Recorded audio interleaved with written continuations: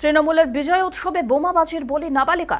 শুক্রবার রথের দিন নিহত শিশুকন্যার পরিবারের সঙ্গে দেখা করলেন কেন্দ্রীয় শিক্ষা প্রতিমন্ত্রী তথা বিজেপির রাজ্য সভাপতি সুকান্ত মজুমদার। কথা বলেন পরিবারের সঙ্গে, শোনেন কথা, আশ্বাস দেন পাশে থাকার।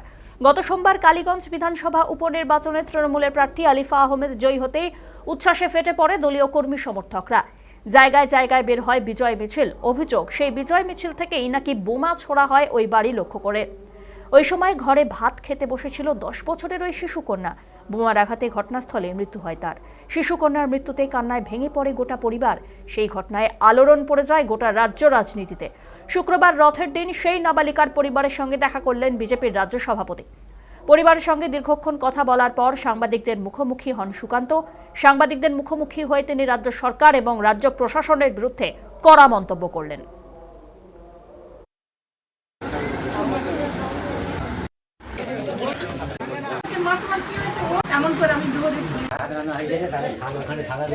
উপরে সকেট বোম মারে, আশেপাশের বাড়িগুলোতেও বোম মারা হয়েছে বলে সাধারণ মানুষ জানাচ্ছে।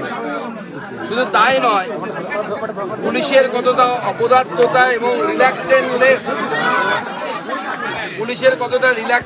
ভাবুন।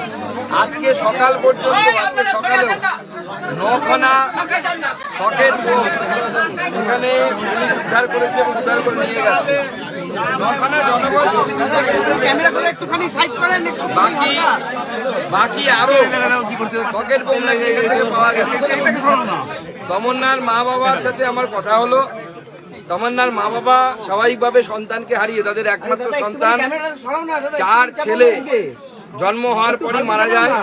শেষে 15 বছর পর এই বাচ্চাটি হয়েছিল, মেয়েটি হয়েছিল ফুটফুটে সোনার মতো মেয়ে। সেই মেয়ে তাকে আজকে হারাতে হলো এই পরিবারকে, তৃণমূল কংগ্রেসের হারমাদদের জন্য।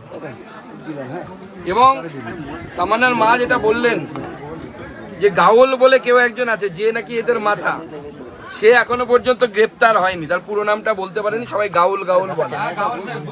গাউল শেখ, বুথ সভাপতি, সে নাকি এদের হচ্ছে নেতা। তার উপরে আবার নাকি অন্য নেতা আছে।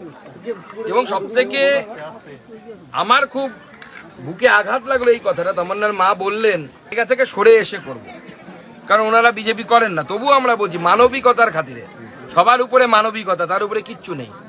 মানবিকতার খাতিরে আপনি এলেন, ওর মা সমস্ত বিস্তৃত ভাবে বললেন যে রাজনৈতিক বিষয়ে উনি বললেন যে আমরা রাজনীতির লোক নই।